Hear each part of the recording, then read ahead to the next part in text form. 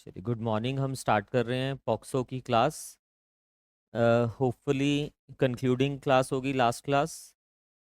हमने जो topic start किया हुआ था कल 23 सेक्शन तक हमने पूरी तरह से कंप्लीट कर लिया था।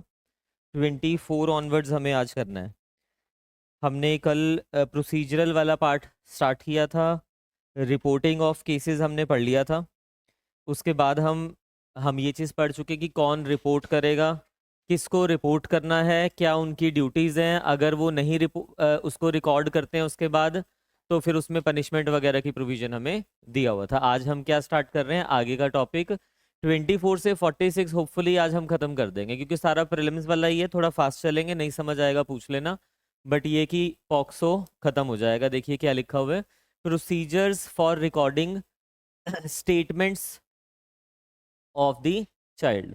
आप देखो, जब एक बच्चे ने या फिर किसी भी पर्सन ने पुलिस को, लोकल पुलिस को या फिर जेजे वाली पुलिस को इंफॉर्मेशन दिया कि ऐसा ऑफेंस कमिट हुआ है जो पॉक्सो में एक ऑफेंस है, ऐसा एक्ट कमिट हुआ है जो पॉक्सो में एक ऑफेंस है, पुलिस क्या करेगी, रिकॉर्ड करेगी उस सारी इंफॉर्मेशन को।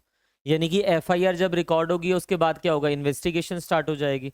ड्यूरिंग इन्वेस्टिगेशन, जैसे हम सीआरपीसी पढ़ते हैं, उसमें भी पुलिस क्या करती है, बहुत सारी स्टेटमेंट्स रिकॉर्ड करनी पड़ती है।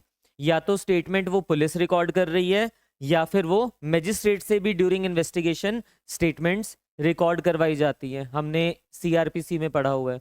इन डिटेल तो फिर सीआरपीसी में ही पढ़ेंगे, वहां पे हम उसको आप इतना याद रखिए, जब एफआईआर लिखी जाती है उसके बाद जो पुलिस है वो खुद से भी स्टेटमेंट रिकॉर्ड करेगी और मजिस्ट्रेट से भी स्टेटमेंट रिकॉर्ड करवाएगी। उस सिचुएशन में स्पेशल प्रोसीजर दिया हुआ है, क्योंकि अब स्टेटमेंट जो रिकॉर्ड होनी है वो किसकी होनी है, बच्चे की होनी है। और बच्चे की स्टेटमेंट रिकॉर्ड होनी है तो बच्चे के माइंड में किसी भी तरह का फियर नहीं होना चाहिए, तभी वो वॉलंटरली स्टेटमेंट दे पाएगा। तो उसके लिए उन्होंने प्रोविजन दिया हुआ है, recording of statement of a child. अगर बच्चे की स्टेटमेंट रिकॉर्ड करनी है तो क्या सिचुएशन होगी, the statement of a child shall be recorded at the residence of the child or place where he usually resides or at a place of his choice, and as far as practicable by women officer not below the rank of sub inspector. वहां पे ऐसा नहीं था। CrPC में जब हम पढ़ते हैं, सीआरपीसी में भी पुलिस स्टेटमेंट्स को रिकॉर्ड करती है, बट सीआरपीसी में जो पुलिस स्टेटमेंट्स रिकॉर्ड कर रही है, यानी कि बीएनएसएस में जो पुलिस स्टेटमेंट रिकॉर्ड कर रही है, कोई भी कर सकता है। यानी कि आईओ जो होता है वो स्टेटमेंट रिकॉर्ड कर सकता है, चाहे वो मेल है चाहे वो फीमेल है, इस चीज से फर्क नहीं पड़ता। यहाँ पे कह रहा है ऐसा नहीं कि मेल कर नहीं सकते बिल्कुल भी, but as far as practicable, यानी कि अगर फीमेल पुलिस ऑफिसर प्रेजेंट है वहां पे तो फिर वो स्टेटमेंट को रिकॉर्ड करेगी। दूसरी सिचुएशन, वहां पे तो देखो स्टेटमेंट को रिकॉर्ड करने के लिए सॉरी, स्टेटमेंट को रिकॉर्ड करने के लिए जो एक्यूज्ड है, विक्टिम है, या जिसकी भी स्टेटमेंट रिकॉर्ड होनी है, उसको पुलिस स्टेशन बुलाया जाता है। बुला सकते हैं, उसके घर पे जाके या कहीं और भी स्टेटमेंट रिकॉर्ड की जा सकती है, बट उसको पुलिस स्टेशन बुला के भी उसकी स्टेटमेंट रिकॉर्ड की जा सकती है। अब बच्चे को पुलिस स्टेशन नहीं बुलाया जाएगा। क्यों? बच्चा अगर पुलिस स्टेशन जाएगा, आधा तो फियर, क्योंकि हमारे यहाँ पे जो पुलिस है वैसे तो पुलिस प्रोटेक्शन के लिए होती है लोगों की, बट मेंटेलिटी हमारी क्या करती है, डरते हैं लोग पुलिस से। रीजन उनका नेचर ऑफ वर्क थोड़ा उस तरह का है। तो बच्चे को स्टार्टिंग से ही डर भी बच्चे के मन में भी तो होगी वो चीज़, तो बच्चा खुल के वहां पे बता नहीं पाएगा। इसलिए ये स्पेशल प्रोविजन दे दिया कि बच्चे की जब भी स्टेटमेंट रिकॉर्ड होनी है, as far as practicable women police officer record करेगी। और वो भी ये नहीं कि कोई भी रिकॉर्ड कर रहा है, not below the rank of sub inspector, यानी कि या तो वो सब इंस्पेक्टर होगी या इंस्पेक्टर होगी या फिर उससे ऊपर कोई भी रैंक। उसके घर पे जाके बच्चे के, या फिर प्लेस ऑफ चॉइस जो बच्चा चाहता है वहां पे स्टेटमेंट को रिकॉर्ड किया जाएगा। तो ये स्पेशल प्रोविजन होगी। फिर देखिए, the police officer while recording the statement of the child shall not be in uniform.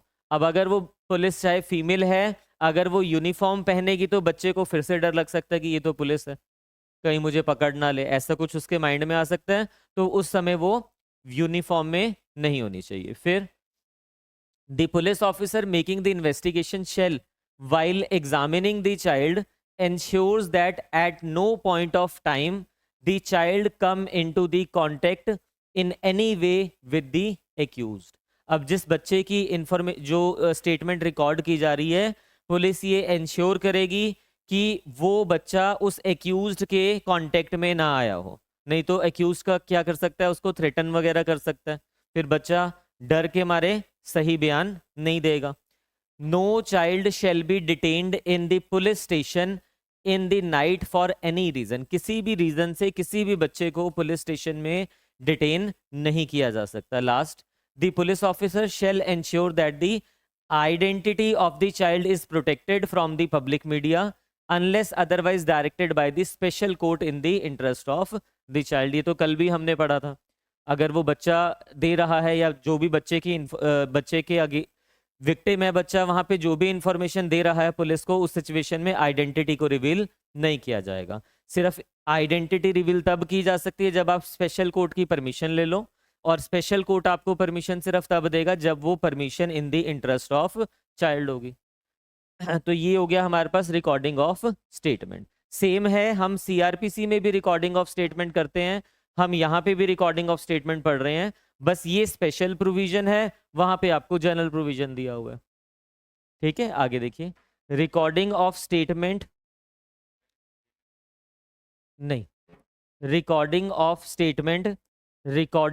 Statement of a child bye magistrate, recording of statement by of a child bye magistrate.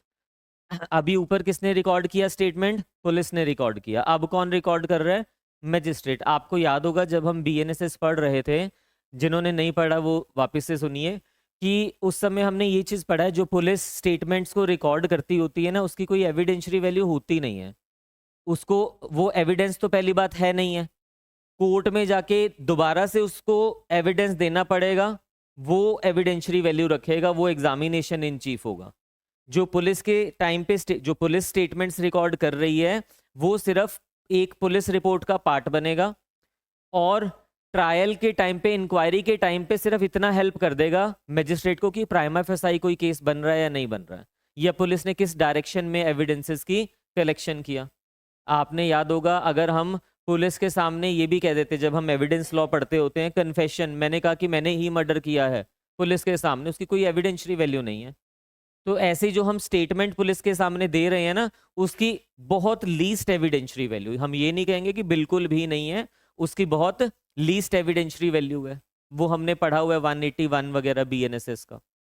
तो अब दो तरह से statement, अब police के सामने statement दे दिया, उसकी आगे चल के तो वेरी लीस्ट एविडेंशियरी वैल्यू रहने वाली है, यानी कि कॉन्ट्राडिक्शन के लिए यूज की जा सकती है, बट वो भी वेरी लिमिटेड पर्पस के लिए। हमने वहां पढ़ा हुआ है जब वो as a prosecution witness produce किया जाएगा, वो डिटेल में हम तब बीएनएसएस में पढ़ेंगे। अभी समझो कि उसकी एविडेंशियरी वैल्यू कोई है नहीं है बहुत ज्यादा, तो इसलिए जो अच्छे विटनेसेस होते हैं ना, जिससे पुलिस को पता है कि मेरा केस इस विटनेस से स्ट्रांग बनेगा, तो उस विटनेस की जो स्टेटमेंट है पुलिस क्या करती है, वो मैजिस्ट्रेट के सामने ले जाके ड्यूरिंग इन्वेस्टिगेशन रिकॉर्ड करवा लेती है। अगर वो गिल्ट अपनी एडमिट करता है उस स्टेटमेंट में, उसको हम कन्फेशन कहते हैं, जुडिशियल कन्फेशन जिसको हम कहते हैं। अगर वो गिल्ट एडमिट नहीं कर रहा, नॉर्मल बता रहा है कि ऐसा ऐसा हुआ था, या किसी भी तरह की स्टेटमेंट, उसको हम स्टेटमेंट कहते हैं। वो स्टेटमेंट 183 हमने बीएनएसएस का पढ़ा हुआ है, या फिर 164 हम सीआरपीसी में पढ़ते होते थे। अब आपको इतना याद रखना है कि वो मैजिस्ट्रेट के सामने जो हम वो स्टेटमेंट रिकॉर्ड कर रहे थे, यहाँ पे भी वही दिया हुआ है, वो स्टेटमेंट की ही बात हो रही है जो 183 ऑफ बीएनएसएस में या 164 ऑफ सीआरपीसी में रिकॉर्ड की जाती है, क्योंकि उसकी एविडेंशियरी वैल्यू बहुत ज्यादा है। बट अब किसकी रिकॉर्ड की जा रही है? बच्चे की। तो कुछ एक्स्ट्रा प्रिकॉशंस यहाँ पे ली जा रही है, वहां पे भी प्रिकॉशंस होती है, हमें बताना पड़ता है उसको जो स्टेटमेंट दे रहा है कि मैं मैजिस्ट्रेट हूँ, और ये जो स्टेटमेंट है आपकी, आपके अगेंस्ट यूज की जा सकती है इन एन एविडेंस।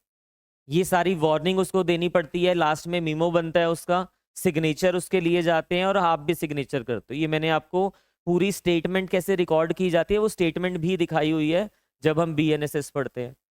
तो यहाँ पे जब स्टेटमेंट रिकॉर्ड कर रहे हैं, कुछ एक्स्ट्रा चीजें ऐड कर दी। देखिए क्या, if the statement of the child is being recorded under section 164, अभी हो गया 183 of BNSS, 164 of CrPC, 164 of CrPC में या 183 ऑफ बीएनएसएस में दो तरह की स्टेटमेंट्स रिकॉर्ड की जाती है, एक मियरली जो स्टेटमेंट होती है, एक कन्फेशन होता है। तो यहाँ पे स्टेटमेंट्स की बात कर रहे हैं, कन्फेशन तो हमेशा एक्यूज्ड करेगा। herein refer to as code, the magistrate recording such statement shall, notwithstanding anything contained therein, record the statement as spoken by the child. उसमें जो भी कुछ लिखा हुआ है 164 ऑफ सीआरपीसी में, उससे फर्क नहीं पड़ता। जो बच्चा कह रहा है एज इट इज आपको वो स्टेटमेंट रिकॉर्ड करनी पड़ेगी, अपनी तरफ से उसमें कुछ एडिशन या मैनिपुलेशंस नहीं कर सकते, पहला। दूसरा, provided that the provisions contained in the first proviso to subsection 1 of 164 of CrPC, so far it permits the presence of an advocate of the accused shall not apply in this case। जब हम 164 CrPC का पढ़ते हैं ना first proviso, वहां पे लिखा हुआ है कि जब उसकी स्टेटमेंट रिकॉर्ड की जा रही है तो एक्यूज की, अगर मैजिस्ट्रेट को ठीक लगता है, उसके एडवोकेट को परमिट कर सकता है कि आप इसके साथ खड़े हो जाइए, सिर्फ खड़े हो जाइए। अब यहाँ पे उस बच्चे के साथ एडवोकेट नहीं होगा, उस मतलब उस बच्चे को अकेले में स्टेटमेंट हमें रिकॉर्ड करनी है। वो वाली प्रोविजन यहाँ पे जो प्रोवाइजो में दिया हुआ है किसके, 164 की फर्स्ट प्रोवाइजो में, वो यहाँ पे एप्लीकेबल नहीं होती है। ठीक है, फिर आगे देखिए, the magistrate shall provide to the child and his parents और his representative a copy of the document specified under 207 of the code. 207 of the code में क्या होता था, जितने भी डॉक्यूमेंट ड्यूरिंग इन्वेस्टिगेशन हमारे पास आए हैं, चाहे एफआईआर की कॉपी है, चाहे वो ये स्टेटमेंट्स की कॉपी है, वो सारे फ्री ऑफ कॉस्ट दिए जाएंगे। तो यहाँ पे उसके पेरेंट्स को या फिर उसके रिप्रेजेंटेटिव को वो डॉक्यूमेंट्स फ्री ऑफ कॉस्ट दिए जाएंगे। Upon the final report being filed by the police under section 173 of the code. अभी वो 193 वगैरह हो गए, सेक्शन चेंज हुए हैं, सिर्फ कॉन्सेप्ट तो सेम ही है हमारे पास। देखो, जब कोई एफआईआर आती है हमारे पास, पुलिस सबसे पहले क्या करेगा, इन्वेस्टिगेशन शुरू कर देगा। अब इन्वेस्टिगेशन में सपोज उसको 1 महीना लग रहा है, 2 महीने लग रहे हैं, ड्यूरिंग इन्वेस्टिगेशन बहुत सारे लोगों के पास जाएगा और उनकी स्टेटमेंट्स रिकॉर्ड करेगा कि बताइए क्या हुआ था, जिसको भी जो भी acquainted with the facts of the case होंगे। अब वो सारी स्टेटमेंट्स रिकॉर्ड किया, लास्ट में वो जो उसने केस डायरी बना दिया ना, हर केस की एक डायरी बना करती है, हर ऑफेंस के लिए एक सेपरेट केस डायरी बना करती है, ये हमने पढ़ी हुई है बीएनएसएस में चीजें। उस केस डायरी में उस केस के बारे में A to Z सारी हिस्ट्री लिखी होती है कि ये एफआईआर के कंटेंट है, उसके बाद मैंने क्या किया, यानी कि पुलिस वाले ने क्या किया इन्वेस्टिगेशन में, कहाँ कहाँ गया, किस किस के एविडेंसेस कलेक्ट किए, डॉक्टर की medical report, A to Z सारी चीजें वहां पे लगा दी फाइल में। अब वो बन गई फाइल, उसने इन्वेस्टिगेशन कंक्लूड कर दी, उसको पुलिस को लगता है कि मैंने जितने भी एविडेंसेस थे सारे कलेक्ट कर लिए, मेरी जो फाइल है ये क्या हो चुका है, कंप्लीट हो चुकी है, इन्वेस्टिगेशन मेरी कंक्लूड हो गई है। तो जब कंक्लूड हो जाती है, जो फाइल बनी हुई है ना पूरी, उसको हम क्या कहते हैं, पुलिस रिपोर्ट। हालांकि फाइल में डॉक्यूमेंट्स है, वो पार्ट ऑफ दैट रहेंगे जो उसने सबमिट करने केस डायरी में। पुलिस रिपोर्ट एक क्या होता है, जैसे एफआईआर होती है ना, वैसे ही पुलिस रिपोर्ट एक डॉक्यूमेंट होता है जिसमें ब्रीफ लिखा होता है सारा कि क्या क्या किया, क्या क्या नहीं किया, और कौन से सेक्शंस में ऑफेंस बन रहा है, और अगर नहीं बन रहा तो क्यों नहीं बन रहा।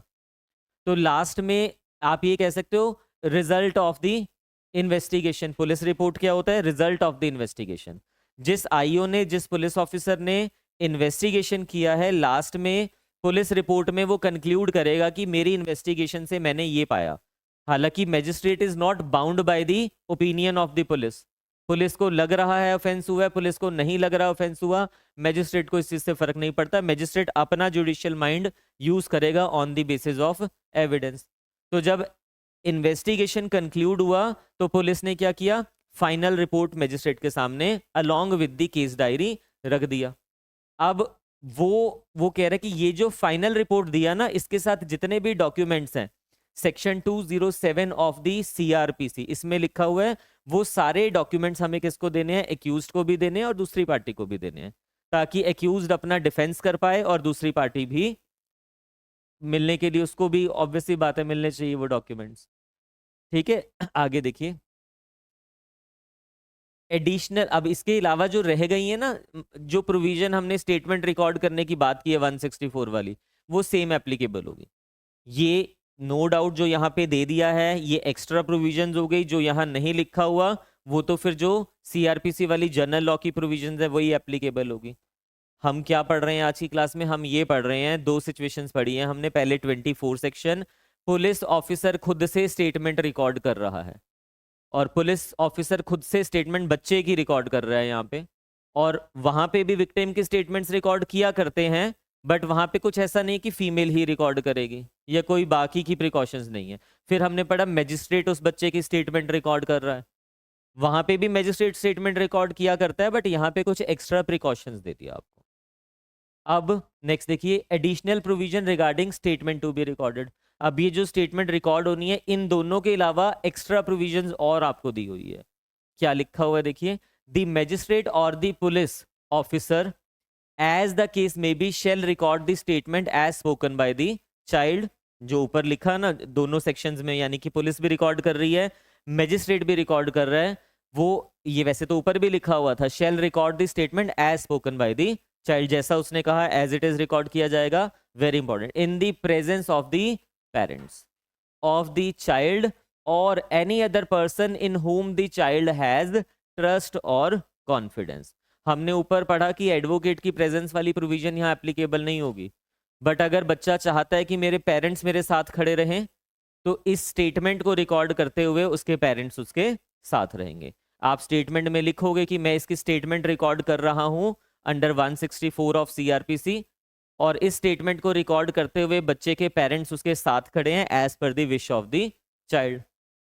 अब ध्यान से सुनना, एक कोर्ट के सामने केस आता है, बच्चा कहता है पेरेंट्स ही वहां पे कुछ इन्वॉल्वमेंट होगी, बच्चा कहता है मेरे पेरेंट्स के सामने मैं नहीं कुछ बताऊंगा, और पेरेंट्स को वहां पे स्टेटमेंट रिकॉर्ड करते हुए नहीं रखा गया, मतलब उसकी सेपरेटली रिकॉर्ड की जा रही है।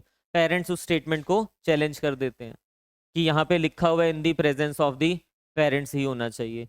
तो कोर्ट ने ये बताया कि जहाँ पे बच्चा नहीं चाहता कि पेरेंट्स वहाँ पे प्रेजेंट हो, तब in the absence of the parents भी उसकी स्टेटमेंट को रिकॉर्ड किया जा सकता है, क्योंकि सिर्फ पेरेंट्स ही नहीं है, कोई भी पर्सन जिसके ऊपर ट्रस्ट है उस बच्चे को, उसकी प्रेजेंस भी चलेगी।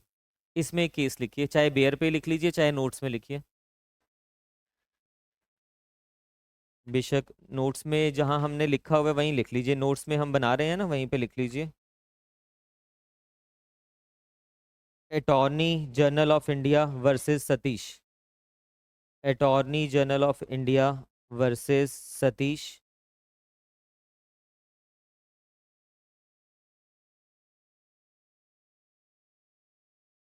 2021 बॉम्बे हाई कोर्ट। हमने पहले 3 ही केसेस किए हैं, शायद इसमें ये फोर्थ हो जाएगा। बहुत ज़्यादा केसेस तो हमने नहीं किए हैं, जरूरत भी नहीं है, छोटा एक्ट है। अटॉर्नी जनरल ऑफ इंडिया, मैं लिखवा देता हूँ, 1 minute.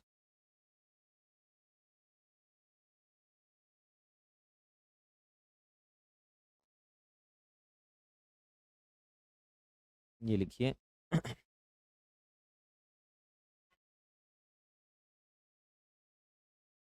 Attorney general of India versus Satish, 2021 Bombay high court. Bombay high court held में लिखना डायरेक्ट,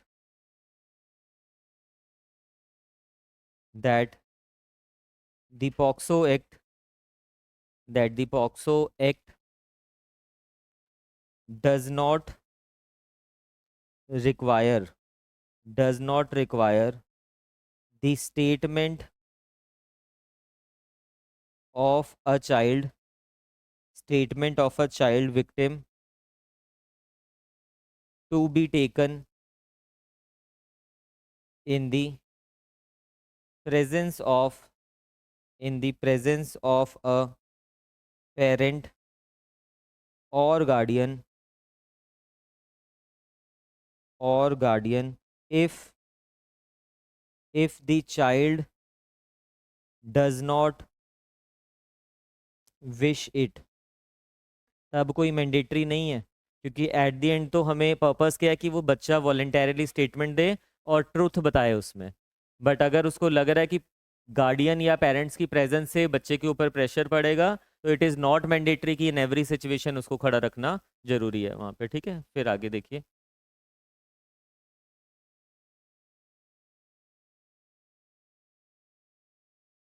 हमने ये पढ़ लिया। हाँ ये पढ़ रहे थे हम एडिशनल। अब इसके बाद देखिए हमें ये तो लिख दिया इन्होंने कि उसकी प्रेजेंस में होगा, बट इसकी एक्सेप्शन भी है कि अगर बच्चा नहीं चाहता, ठीक है, तो अपने बेयर पे भी उसको लिख देना, if the child does not wish so then in the absence of the parents भी उसको रिकॉर्ड किया जा सकता है। इसके बाद आगे देखना, वेयर एवर नेसेसरी। अब ये जितने भी सेक्शन रह गए हैं ना, अब आगे हम ये फास्ट चलेंगे क्योंकि बिल्कुल सिंपल सेक्शंस है।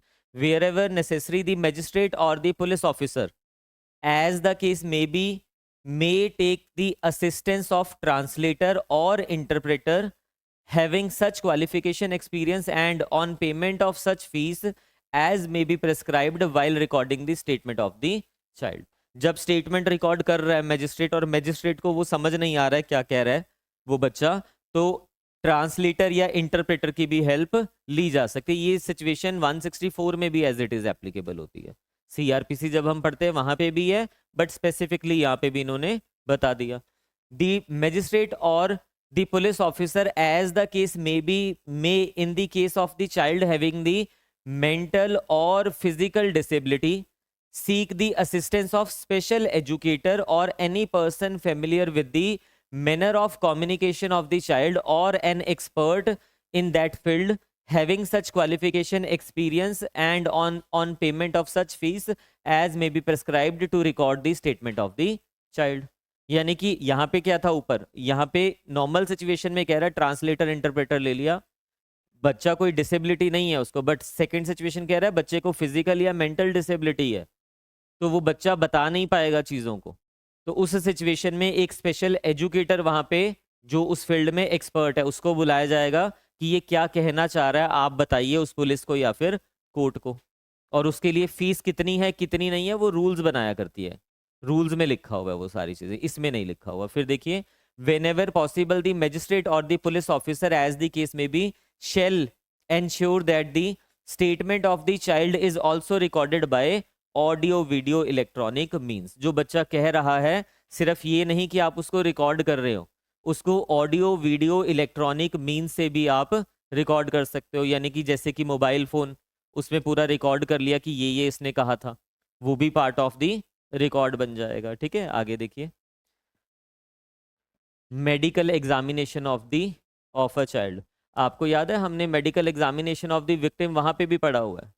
सीआरपीसी में जब हम बीएनएसएस में 184 सेक्शन पढ़ते होते हैं और सीआरपीसी में 164A पढ़ते होते हैं, विक्टिम का मेडिकल एग्जामिनेशन, तो सेम ही सेक्शन यहाँ पे भी आपको दिया हुआ है। Victim medical examination of a child, the medical examination of a child in respect of whom an offense has been committed under this act, notwithstanding that the first information report or complaint has been registered for the offense under this act be conducted in accordance with 164 of CRPC। यानी कि जो CRPC के 164A में या फिर BNSS के 184 में victim का मेडिकल एग्जामिनेशन के लिए प्रोविजन दिया हुआ है, सेम एप्लीकेबल हो जाएगा यहाँ पे, सेम प्रोसीजर अडॉप्ट किया जाएगा। फिर इन the case of victim is a girl child, the medical examination shall be conducted by the women doctor, ये स्पेसिफिक एक्स्ट्रा प्रोविजन दे दिया। फिर the medical examination shall be conducted in the presence of parent of the child or any other person in whom the child reposes trust or confidence। Medical examination जब बच्चे को हो रहा है उस समय भी पेरेंट्स को वहां पे रखा जाएगा। फिर where in the case of parent of a child और other person refer to in subsection 3 cannot be present for any reason during the medical examination of the child, very important, the medical examination shall be conducted in the presence of women nominated by the head of the medical institution। तो head मतलब ये नहीं है कि आप अलग से उसका कर दोगे चुपके से मेडिकल एग्जामिनेशन, वहां पे उसके पेरेंट्स की प्रेजेंस जो मैंडेटरी है, बट अगर प्रेजेंट नहीं हो पाते पेरेंट्स किसी वजह से, तो जो हेड ऑफ इंस्टीट्यूशन होगा, जैसे सपोज पीजीआई में मेडिकल एग्जामिनेशन होना है तो हेड ऑफ जो पीजीआई होगा, क्या होते हैं सीएमओ वगैरह जिनको हम कह देते हैं, चीफ मेडिकल ऑफिसर, वो रेकमेंड करेगा कि किस फीमेल के प्रेजेंस में रिकॉर्ड की जाएगी, तो प्रेजेंस वहां पे होनी चाहिए। तो अभी हमने क्या पढ़ा, देखो कल की क्लास में हमने प्रोसीजर में सबसे पहला पार्ट ये पढ़ा, रिपोर्टिंग ऑफ दी केसेस, जो ऑफेंस हुआ है उसको रिपोर्ट कौन कौन करेगा और किसको रिपोर्ट करना है हमें। आज हमने क्या पढ़ा, उस बच्चे की स्टेटमेंट को रिकॉर्ड करना। कौन कौन स्टेटमेंट रिकॉर्ड कर रहा है? पुलिस भी करती होती है और मजिस्ट्रेट भी रिकॉर्ड करता होता है। उस बच्चे का मेडिकल एग्जामिनेशन करवाना, उसके रिगार्डिंग स्पेसिफिक प्रोविजन हमने पढ़ लिया। ठीक, इतना सही है, छोटा सा ही है। फिर आगे देखिए, स्पेशल कोर्ट। बस ये दो चैप्टर रह गए हैं, एक स्पेशल कोर्ट और एक मिसलेनियस वाला। ये बहुत इजी है, कुछ भी नहीं है। स्पेशल कोर्ट का मतलब होता है, जैसे कल को आप मैजिस्ट्रेट बनोगे ना, तो देखना आप में से किसी एक मैजिस्ट्रेट को ना एनआई के केसेस दे दिए जाएंगे। एनआई के केसेस मतलब नेगोशिएबल इंस्ट्रूमेंट। आप सिर्फ वो नेगोशिएबल इंस्ट्रूमेंट वाले केसेस डील कर रहे हो, ना आपके पास क्रिमिनल केसेस हैं अदरवाइज कोई और, या फिर ना आपके पास सिविल मैटर्स हैं। आपको स्पेसिफिक एक केस दे दिया गया, यानी कि आपकी कोर्ट को स्पेशल कोर्ट बना दिया गया। ऐसे ही जो स्पेशल मैटर्स होते हैं ना, जैसे फीमेल से रिलेटेड ऑफेंसेस वाले, या फिर कह लीजिए पॉक्सो, वो उसके लिए क्या बना दिया? एक स्पेशल कोर्ट बना दिया। एनडीपीएस से रिलेटेड केसेस, उसके लिए एक स्पेशल कोर्ट बना दिया। अगर वो ऑफेंस, ध्यान से सुनना, अगर वो ऑफेंस ट्रायबल बाय मजिस्ट्रेट है तो स्पेशल कोर्ट मजिस्ट्रेट कोर्ट को बना दिया जाता है। अगर वो ऑफेंस जो है वो tribal by court of session है तो उसमें कोर्ट ऑफ सेशन को स्पेशल कोर्ट बना दिया जाएगा। होगा वही, देखो आप ही मैजिस्ट्रेट हो, जब आप सिविल साइड पे काम करोगे तो आप मैजिस्ट्रेट नहीं रहोगे, तब आप सिविल जज बन जाओगे। तो ऐसे ही वही कोर्ट ऑफ सेशन है, और जब वो स्पेशल मतलब पॉक्सो के अंदर काम कर रहा है तो उसको क्या कह दिया? स्पेशल कोर्ट कह दिया। है एडीजे साहब ही हैं वो हमारे पास, सेशन जज ही है वो, बट उसको एक स्पेशल कोर्ट बना दिया। कौन बनाता है? गवर्नमेंट बनाएगी, state government in consultation with the chief justice of high court. High court के चीफ जस्टिस से पूछा जाएगा कि हर डिस्ट्रिक्ट में नॉमिनेट कर दीजिए एक नाम जिसको हम ये स्पेशल कोर्ट बना दें। अब वो सिर्फ और सिर्फ पूरे दिन भर में बैठ के क्या किया करेंगे? पॉक्सो के केसेस को ही ट्रायल किया करेंगे, क्योंकि आगे जाके अभी हम पढ़ेंगे कि पॉक्सो का जो ट्रायल है 1 साल के अंदर कंक्लूड होना चाहिए। तो 1 साल में ट्रायल तो तब कंक्लूड होगा ना जब आप स्पेसिफिकली उसी केसेस पे डील कर रहे हो। अगर सारे ही केसेस आपको दे दिए फिर तो वो पता नहीं चलेगा ना कौन सा इंपॉर्टेंट है कौन सा नहीं इंपॉर्टेंट है। आप ये देखो ना, सपोज आपको एक सब्जेक्ट पढ़ना है तो वो एक सब्जेक्ट हम बहुत अच्छे से पढ़ लेते हैं। जब हमें होता है कि सारे सब्जेक्ट कंबाइन करके अब रिवाइज करने हैं, कल एग्जाम है, मिक्सअप हो जाती हैं चीज़ें, समझ नहीं आता कि हाँ कौन सी क्या चीज़। तो एक चीज़ को करना ज़्यादा इजी होता है, हम फोकस करके कर पाते हैं, सिलेबस भी छोटा हो जाता है उस चीज़ का। तो इसलिए स्पेशल कोर्स बनाइए एक्सपीडिशियस डिस्पोजल के लिए। क्या लिखा है देखो, पहले तो सेक्शन याद रख लेना, 28 में बनाई हुई है स्पेशल कोर्ट। और ध्यान से सुनना जो आपको बता रहा हूँ, जब हम सीआरपीसी पढ़ा करते हैं ना, बीएनएसएस पढ़ा करते हैं, वहां पे हमने ये पढ़ा हुआ है जितने भी ऑफेंसेस हैं उनका जो कॉग्निजेंस है, कॉग्निजेंस क्या होता है? जब मैजिस्ट्रेट केस के ऊपर अपना जुडिशियल माइंड अप्लाई करता है। देखो 3 स्टेजेस होती हैं किसी भी ऑफेंस की, पहली इन्वेस्टिगेशन, दूसरी इंक्वायरी और तीसरी ट्रायल। इन्वेस्टिगेशन आपको तो करनी नहीं है, ये तो पुलिस का काम है। यहाँ पे भी तो इन्वेस्टिगेशन हो रही थी ना जो पुलिस ने अभी किया। पुलिस ने एफआईआर लॉन्च किया, पुलिस ने स्टेटमेंट्स ली, जो भी एविडेंस थे वो कलेक्ट किया, एक डायरी बनाई जिसको हम केस डायरी कह रहे हैं, लास्ट में अपना रिजल्ट लिखा, अपनी ओपिनियन लिखी कि ऑफेंस हुआ या नहीं हुआ। उस पूरी केस डायरी के साथ उस पुलिस रिपोर्ट को मैजिस्ट्रेट के सामने पेश कर दिया कि मेरी इन्वेस्टिगेशन खत्म हो गई है, अब आप जानो। तो ये यहां से इंक्वायरी और ट्रायल, ये जो दोनों स्टेजेस है, ये किसका काम है? ये कोर्ट का काम है, मैजिस्ट्रेट का काम है। चाहे कोई भी ऑफेंस क्यों नहीं कमिट हो रहा है आपकी जुरिस्डिक्शन में, भले ही वो tribal by court of session क्यों नहीं है, इंक्वायरी तो आप ही को करनी पड़ेगी। मैजिस्ट्रेट, मर्डर हो गया आपकी जुरिस्डिक्शन में, इंक्वायरी कौन करेगा? आप करोगे, मैजिस्ट्रेट करेगा। इंक्वायरी में क्या देखते हैं हम कि जो ये पुलिस डायरी हमारे पास आई है, केस डायरी हमारे पास आई है, क्या इसके एविडेंसेस के बेसिस पे प्राइमा फेसाई बन रहा है, केस नहीं बन रहा, समनिंग की जा सकती है नहीं की जा सकती है। उसके बाद आप देखोगे कि हाँ ठीक है केस बन रहा है, तो आपने देखना है सीआरपीसी के ना बैक साइड पे एक शेड्यूल दिया हुआ है, उसमें हमें लिखा हुआ है कि कौन सा केस कौन से जगह पे ट्रायबल होगा, कि मैजिस्ट्रेट के पास ट्रायल चलना है, कोर्ट ऑफ सेशन के पास ट्रायल चलना है, या कहाँ पे ट्रायल चलना है। फिर आप देखोगे कि उसके आगे क्या लिखा हुआ है। अगर तो लिखा हुआ है ट्राइबल बाय मैजिस्ट्रेट, तो इस स्टेज से आप चले जाओगे इस स्टेज पे और ट्रायल स्टार्ट हो जाएगा। ट्रायल स्टार्ट होने का मतलब है हियरिंग हो गई अब स्टार्ट, दोनों पक्षों को आप सुनोगे और उसके बेसिस पे लास्ट में जजमेंट दोगे। बट अगर सीआरपीसी के लास्ट शेड्यूल में जो लिखा हुआ है शेड्यूल 1 में कि tribal by court of session है, तब आप खुद से नहीं ट्रायल करोगे, तब आप कोर्ट ऑफ सेशन को दे दोगे। तो ध्यान से सुना, कॉग्निजेंस लेने का मतलब होता है जब पहली बारी कोर्ट यानी कि मैजिस्ट्रेट अपना जुडिशियल माइंड अप्लाई कर रहा है।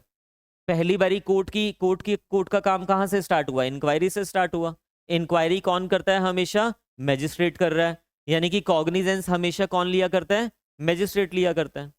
उसके बाद अगर वो tribal by court of session है तो मैजिस्ट्रेट कमिट कर देगा वो केस, कोर्ट ऑफ सेशन को भेज देगा वो केस, उसको कमिटल कहते हैं, और अब ट्रायल चलेगा कोर्ट ऑफ सेशन में। बट याद रखना, कोई भी court of session direct cognizance नहीं ले सकता विदाउट कमिटल, मतलब उसका ट्रायल भी नहीं चला सकता बिना कमिटल के। यानी कि कोर्ट ऑफ सेशन में जितने भी मुकदमे चलते हैं वो सारे मैजिस्ट्रेट से ही कमिट होके जाते होते हैं, वो सारे मैजिस्ट्रेट से कमिट होके जाते होते हैं। कल को आपका जब वो रिकॉर्ड बनता है ना, रजिस्टर्स बनते हैं मंथली, उसमें लिखा जाता है कमिटल का रजिस्टर बनाओगे आप नहीं, मतलब स्टाफ बनाएगा, आप तो साइन करोगे कि इस महीने में कितनी फाइल्स कमिट हुई हैं कोर्ट ऑफ सेशन में, क्योंकि आप तो कर ही नहीं सकते थे, आपकी जुरिस्डिक्शन ही नहीं है उसको डील करने के लिए, ट्रायल करने के लिए। तो अब हमें ये चीज समझ आ गया कि कोर्ट ऑफ सेशन जो है वो डायरेक्ट कॉग्निजेंस नहीं लेगा, कॉग्निजेंस मैजिस्ट्रेट लेगा, कमिटल से कोर्ट ऑफ सेशन पे जाएगा, फिर ट्रायल कोर्ट ऑफ सेशन पे चल सकता है। But there are certain exceptions, there are certain exceptions, जिसमें से ये वन ऑफ द एक्सेप्शन है। पॉक्सो में जब उस कोर्ट को स्पेशल कोर्ट बना दिया तो without committal court of session उसका ट्रायल कर सकता है। हम ये क्वेश्चन बहुत पूछा जाता है सीआरपीसी में कि जो कॉग्निजेंस है हमेशा वो मैजिस्ट्रेट लिया करता है, is there any exception to the rule? तो पॉक्सो हो गया, एनडीपीएस हो गया, जितने भी ये स्पेशल एक्ट हैं सारे इसके एक्सेप्शन हो जाएंगे, और सीआरपीसी में अदरवाइज हमें एक्सेप्शंस दी हुई हैं, वो सीआरपीसी में कवर करेंगे। बट अब यहाँ पे देखिए क्या लिखा हुआ है, for the purpose of providing a speedy trial. Purpose क्या है इसका स्पेशल कोर्ट का बनाने का? ताकि एक्सपीडिशियस ट्रायल हो पाए। The state government, very important, the state government shell in consultation with the chief justice of the high court by notification in the official gazette designate for each district a court of session to be special court to try the offenses under the act। तो यहां पे court of session को ही क्या बनाया जा रहा है? Special court बनाया जा रहा है। और कौन डेजिग्नेट कर रहा है उस चीज को? स्टेट गवर्नमेंट कर रही है, but with the consultation of chief justice of high court. ये तो क्लियर हो गया आपको, बिल्कुल सिंपल है। अब आगे देखिए, provided that if the court of session मतलब ये स्पेशल कोर्ट की बात हो रही है, court of session is notified as a children's court under the commission for protection of children's right act 2005 or a special court designated for similar purposes under any other law for time being in force, then such court shall be deemed to be special court under this section। फिर अलग से designate करने की जरूरत नहीं है कि आप पॉक्सो वाले भी आप ही स्पेशल जज हो, स्पेशल कोर्ट बनाने की जरूरत नहीं है। अगर किसी और एक्ट में भी, जो बच्चों का एक्ट है, यानी कि जैसे ये हो गया protection of child right act 2005, अभी तो हम पॉक्सो 2012 वाला पढ़ रहे हैं ना, तो अगर ऐसे में इसमें भी क्या है, स्पेशल कोर्ट बनाने की बात कर रहे हैं वो, तो अगर इसमें स्पेशल कोर्ट बना हुआ है उसी को मान लिया जाएगा कि वो पॉक्सो में भी स्पेशल कोर्ट है। उसमें फिर ये जो कह रहे हैं कि स्टेट गवर्नमेंट जो है in consultation with chief appoint करेगा, डेजिग्नेट करेगा, उसको करने की जरूरत नहीं है, वो ऑटोमेटिकली स्पेशल कोर्ट हो जाएगी।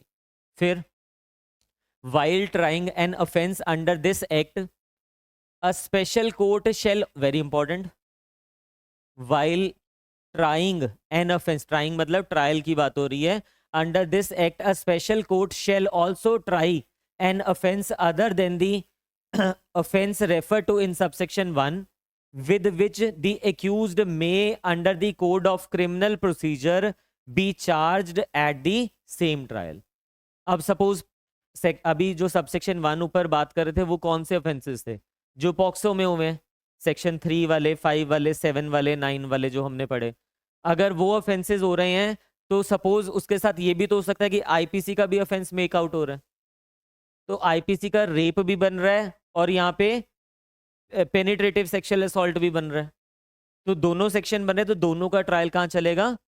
एक ही सेशन कोर्ट के पास। उसके साथ वो लिख रहा है कि while trying the offense under this act, वो स्पेशल कोर्ट क्या कर सकता है? Also try the offence other than this, यानी कि जो बाकी एक्ट में भी ऑफेंस हो रहे हैं वो भी यहीं पे ही ट्रायल चलेगा साथ में। ठीक है, आप ये नहीं कहोगे कि ये तो स्पेशल कोर्ट है, ये उनको कैसे सुन सकता है, पावर दिया हुआ है उनको, ठीक है। फिर आगे देखिए, the special court constituted under this act notwithstanding anything in the Information Technology IT Act 2000 shall have jurisdiction to try offences under section 67B of that act in so far as it relates to the publication transmission of sexually explicit material depicting children in any act or conduct or manner or facilitates abuse of the children online। आपको याद है ना, ये मैंने पहले भी refer करवाया हुआ है 67B। यानी कि जब वो पोजेस कर रहे हैं हम, या फिर अपने पास डिलीट नहीं किया उस मटेरियल वगैरह को, तो ये सेक्शन भी लग जाया करता है आईटी एक्ट का। वो कह रहा है आईटी एक्ट का सेक्शन लगा हुआ है उसका भी साथ में वही स्पेशल कोर्ट ट्रायल करेगा, उसके पास पावर दे दिया एक्स्ट्रा, ठीक है। आगे देखिए, presumption as to certain offences. Presumption as to, अब जब आप सपोज सीआरपीसी में आपसे पूछ लिया कि जो कॉग्निजेंस ऑफ ऑफेंसेस है, या ऐसे पूछ लिया कि जो सेशन कोर्ट है वो डायरेक्ट कॉग्निजेंस नहीं ले सकता, वो डायरेक्ट ट्रायल नहीं कर सकता विदाउट कमिटल, तो आप जनरल रूल एक्सप्लेन करोगे, एक्सेप्शंस लिखोगे। सीआरपीसी में तो आपको सिर्फ 2 ही एक्सेप्शंस दी हुई हैं, बाकी की एक्सेप्शन कहाँ से आएगी, यहाँ से आएगी। और अगर पॉक्सो अच्छे से पढ़ा हुआ है तो सिर्फ ये मत लिखना special court appointed designated under POCSO, आप लिखना special court designated under POCSO under section 28। क्योंकि अगर देखो पॉक्सो का बेयर तो मिल नहीं रहा आपको वहां पे, बट आपने सेक्शन लिख दिया, एग्जामिनर के ऊपर एक इंप्रेशन क्रिएट होगा कि देखो बच्चे को ये सेक्शन तक याद है, इट मीन्स कि बच्चे ने पॉक्सो भी पढ़ा हुआ है। तो और सेक्शन तो याद रखना पड़ेगा ना, अदरवाइज याद रखना पड़ेगा आपको। 28 तो टिप्स पे याद रख लेना, ठीक है। फिर देखिए, presumption as to certain offences where a person is prosecuted for committing or abetting attempting to commit an offense under section 3579 of this act, the special court shall presume that such person has committed or abetted or attempted to commit the offense as the case may be unless contrary is proved। यानी कि जब भी आपके ऊपर उस offence के लिए मुकदमा चल रहा है, कोर्ट ऑफ सेशन यानी कि जो स्पेशल कोर्ट है ऑलवेज प्रिजम्पशन लेके चलेगा कि आपने वो ऑफेंस कमिट किया है। अदरवाइज क्या होता है, अदरवाइज होता है जो कोर्ट को कह रहा है ना, कि सपोज एक प्रोसिक्यूशन कोर्ट को कह रहा है कि ए ने मर्डर किया है, तो पहले प्रोसिक्यूशन को प्रूव करना पड़ेगा, बर्डन ऑफ प्रूफ उसके ऊपर है कि बताइए कैसे ए ने मर्डर किया है। बट क्यों, क्योंकि ये सेंसिटिव केसेस हैं, यहाँ पे प्रोसिक्यूशन को प्रूव नहीं करना है, स्टेट को प्रूव नहीं करना है, कोर्ट प्रिजम्पशन लेके चल रहा है कि ये एक्यूज ने ये ऑफेंस कमिट किया है। इट इज अब एक्यूज के ऊपर है कि वो प्रूव करे कि मैंने ये ऑफेंस नहीं किया, यानी कि प्रिजम्पशन रिबर्टेबल है, ठीक है। नेक्स्ट देखिए, presumption of culpable mental state, intention की बात हो रही है। In any prosecution for an offence under this act which requires a culpable mental state on the part of the accused, the special court shell presume the existence of such mental state, but it shall be defense for the accused to prove that the fact that he had no such mental state in, मतलब same ही चीज कह रहा है, बस इतना सा difference है। ये कह रहा है presumption in case of offences section 3 में, 5 में, 7 में, 9 में।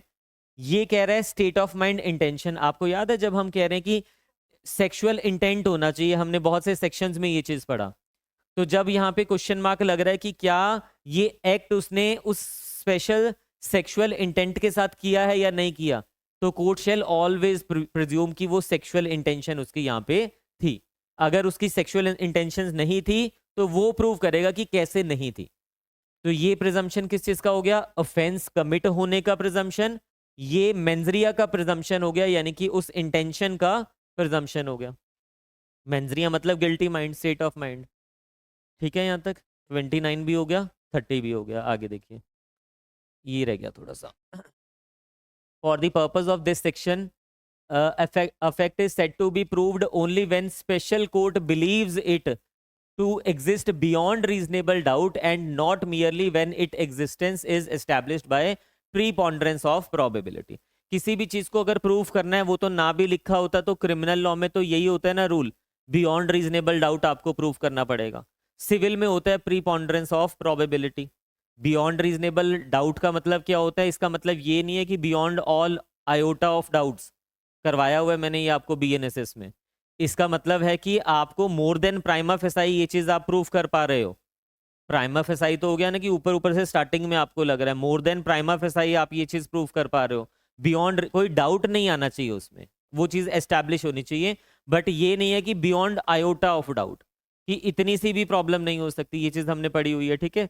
और जो सिविल वाले होते हैं उसमें प्री पॉन्डरेंस ऑफ प्रोबेबिलिटी, अगर कोर्ट को लगता है कि 60% यहाँ है और 40% उसकी फेवर में जा रहा है तो 60 वाला प्रिवेल कर जाएगा, ठीक है। प्री पॉन्ड वो सिविल में होता है, तो यहाँ तो क्रिमिनल में यही चलेगा। फिर आगे देखिए explanation, in this section culpable mental state includes intention, motive, knowledge of affect and the belief in और रीजन टू बिलीव अफेक्ट। वो जब भी इंटेंशन की बात करेगा, ये कल्पेबल मेंटल स्टेट की बात करेगा, सिर्फ इंटेंशन नहीं, उसको करने का मोटिव, नॉलेज और बिलीफ या रीजन टू बिलीव, ये सब की प्रिजम्पशन ली जा रही है कि वो प्रेजेंट है। प्रीलिम्स के लिए याद रख लेना कल्पेबल मेंटल स्टेट में क्या क्या चीजें आएगी, साइड पे लिख देना, इंपॉर्टेंट फॉर प्रीलिम्स। फिर देखिए आगे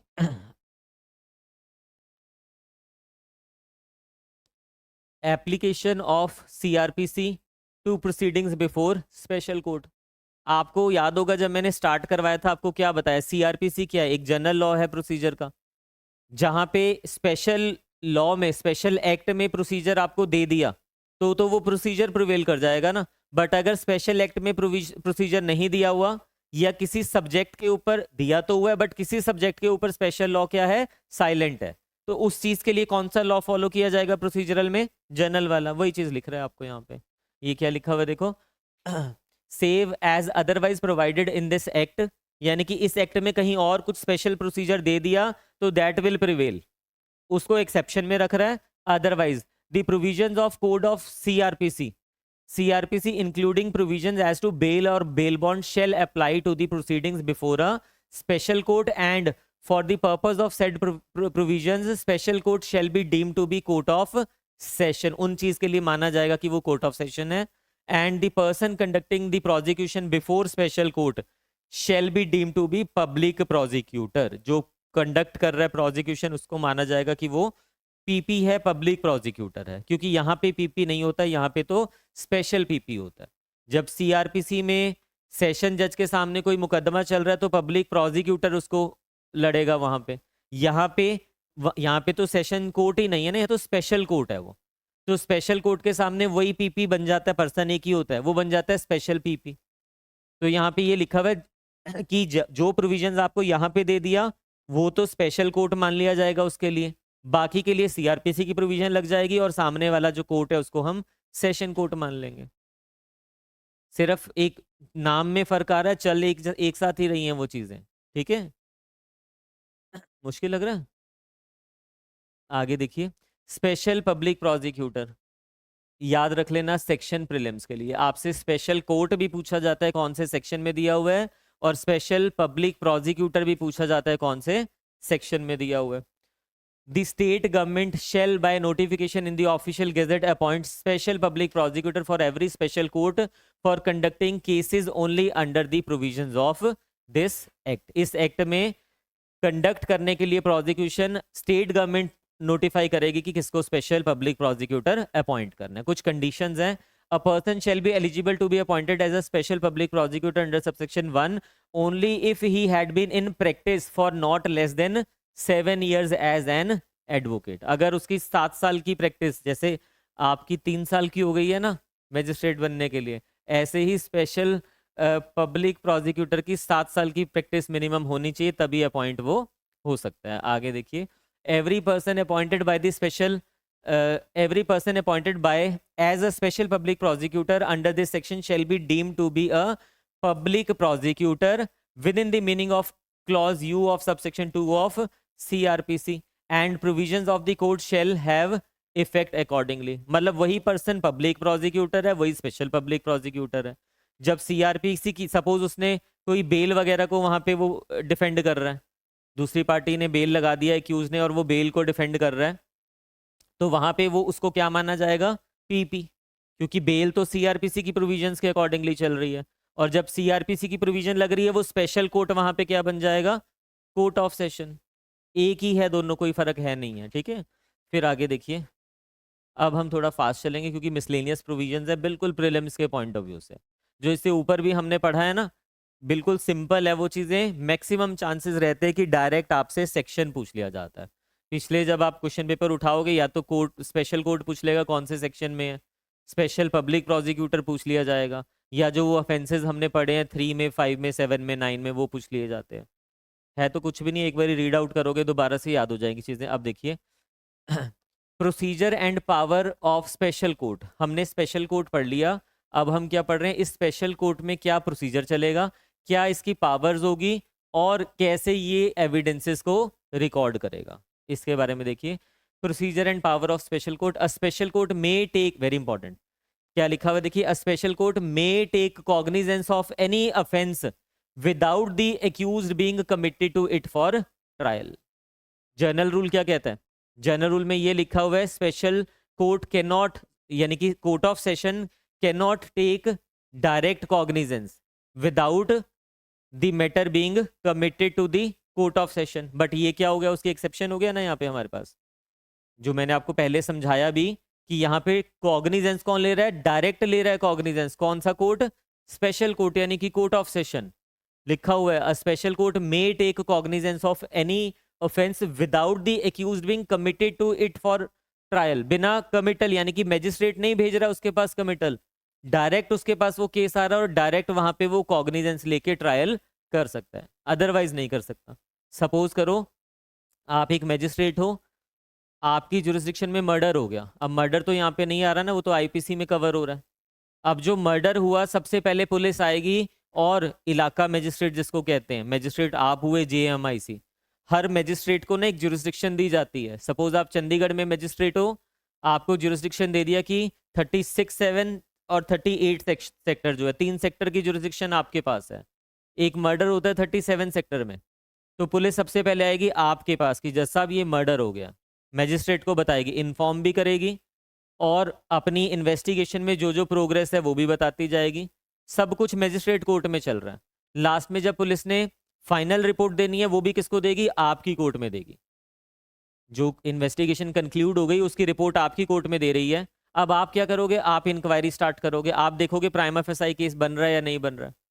अगर वो सारी प्राइमा फेसाई केस बन रहा है, फिर फॉर्मेलिटीज है कुछ, एक्यूज्ड को वो सारे डॉक्यूमेंट्स वगैरह प्रोवाइड करने जो पार्ट ऑफ द रिकॉर्ड है, वो सब देने के बाद आप क्या देखोगे कि ये तो कोर्ट ऑफ सेशन में ट्रायबल है, आप कमिट कर दोगे फाइल कोर्ट ऑफ सेशन को। बट इसी केस में अगर वो पुलिस वाला सोचे कि यार जाना तो बाद में भी कोर्ट ऑफ सेशन में, मैं direct he court of session में ले जाता हूँ वो केस, पहले मजिस्ट्रेट के पास क्यों लेके जाऊं, नहीं ले जा सकते। आपको बताया 2 डिविजन्स हैं, आप ही डिस्ट्रिक्ट कोर्ट में 2 डिविजन्स होती है। जो लोअर लेवल पे काम कर रही है, सारा जो केस है वो सबसे पहले आप ही के पास आना है, ठीक है। जो मैजिस्ट्रेट्स, जो सेशन कोर्ट्स होती हैं वो एपीलेट कोर्ट होती है, फर्स्ट अपील जाया करती है। या फिर जो ट्राइबल बाय ओरिजिनल जुरिस्डिक्शन में कब करते हैं, वो ट्राइबल बाय जो कोर्ट ऑफ सेशन होते हैं, बट वो डायरेक्ट ट्रायल नहीं करेंगे, वो भी उनके पास कमिटल से जाएगी सारी फाइल्स। बट ये एक्सेप्शन है यहाँ पे, विदाउट कमिटल डायरेक्ट वहीं पे जाएगी फाइल वगैरह, ठीक है। Upon receiving a complaint of a fact which constitute such offence और upon police report of such facts. फिर the special public prosecutor as the case may be the counsel appearing for the accused shall, while recording the examination in chief, cross examination, re-examination of the child, communicate the questions to be put to the child to special court which shall in turn put those questions to the child। आपको पता है जब उस child को, कल को उस बच्चे को जब कोर्ट में पेश किया जाएगा, ट्रायल चल रहा है अब उसके ऊपर, अब उसको कोर्ट में पेश किया जाएगा, तो उस बच्चे का एग्जामिनेशन इन चीफ होगा। सबसे पहले जो पार्टी उसको बुला रही है वो उससे क्वेश्चन पूछेगी, तो उसके एविडेंस रिकॉर्ड किए जा रहे हैं ना, एग्जामिनेशन इन चीफ कहते हैं उसको। अब जो ऑपोजिट पार्टी यानी कि जो एक्यूज्ड का जो काउंसिल है, एडवोकेट है, उसका क्रॉस एग्जामिनेशन करेगा। क्रॉस एग्जामिनेशन से वो उस विटनेस को तोड़ना चाहेगा कि ये झूठ बोल रहा है, देखो। फिर अगर कुछ नई चीज उसने वहां पे कर दिया इंट्रोड्यूस, तो फिर वो उसका री एग्जामिनेशन वगैरह का प्रोविजन आ जाएगा। तो ये 3 स्टेजेस होती है किसी भी एग्जामिनेशन में। नॉर्मल एग्जामिनेशन कैसे होता है, सपोज मैं एक विटनेस हूं, मेरी एग्जामिनेशन होनी है, तो डायरेक्ट वकील साहब मेरे से क्वेश्चन पूछेंगे। जिस पार्टी ने मुझे बुलाया पहले वो क्वेश्चंस पूछेगा, रिकॉर्ड हो गया। जिसने मेरा कॉन्ट्राडिक्शन करना है वो मेरे से क्वेश्चंस पूछेगा डायरेक्ट मुझसे। बट इसमें ऐसा नहीं होगा, इसमें वो जो क्वेश्चंस हैं हम किसको देंगे, हम जज साहब को दे देंगे, हम नहीं पूछेंगे बच्चे से, क्योंकि वकील जब पूछ रहा होता है आप देखना झगड़ भी पड़ते हैं कोर्ट में, वो तो प्रेशराइज करते हैं अपने जो, अब देखो जो क्रॉस एग्जामिनेशन करेगा वो कोशिश करेगा बच्चे को डरा दूं और उससे गलत बुलवा दूं यहाँ पे। तो ऐसी सिचुएशन में उसके लिए प्रोविजन बना दिया गया है कि वो स्पेशल कोर्ट जो है उसको आप क्वेश्चंस दोगे और वो स्पेशल कोर्ट खुद से बच्चे से पूछेगा। अब जज साहब पूछेंगे वो क्वेश्चन बच्चे से कि बेटा बताओ कि क्या हुआ था क्या नहीं हुआ था, ठीक है। फिर आगे, the special court may if it consider necessary permit frequent breaks for the child during the trial. अगर उसको ब्रेक चाहिए ड्यूरिंग द ट्रायल डेज में या अदरवाइज वो ब्रेक उसको दिया जाएगा। फिर the special court shall create a child friendly atmosphere by allowing family members, a guardian, a friend, or a relative in whom the child has trust or confidence to be present in court। एक child friendly माहौल बनाया जाएगा। नहीं तो जब court में होता है ना, कोर्ट में जब आप गए ही हो आपको पता ही होगा, अब तो प्रैक्टिस कर रहे हो आप थोड़ी बहुत, तो जो वो कोर्ट में जब आप जाते हो आपको पता ही होगा कैसा माहौल होता है वहाँ पे, है ना। और वकील लोग झगड़ भी पड़ते हैं साथ, सच बता रहा हूँ ये मैं, बाहर जाके एक हो जाते हैं बट कोर्ट में अपने क्लाइंट को दिखाना होता है कि देखो मैं आपके लिए कितना वो हूँ, है ना। तो वो झगड़ भी पड़े वहां पे, तो बच्चे के सामने ऐसा माहौल होगा तो बच्चा तो खुल के कभी बता ही नहीं पाएगा चीज़ों को। एक चाइल्ड फ्रेंडली माहौल बनाया जाएगा पॉक्सो की कोर्ट में हमेशा। कैसे बनेगा वो, जब उसके जानने वाले उसके साथ होंगे वहां पे, ठीक है।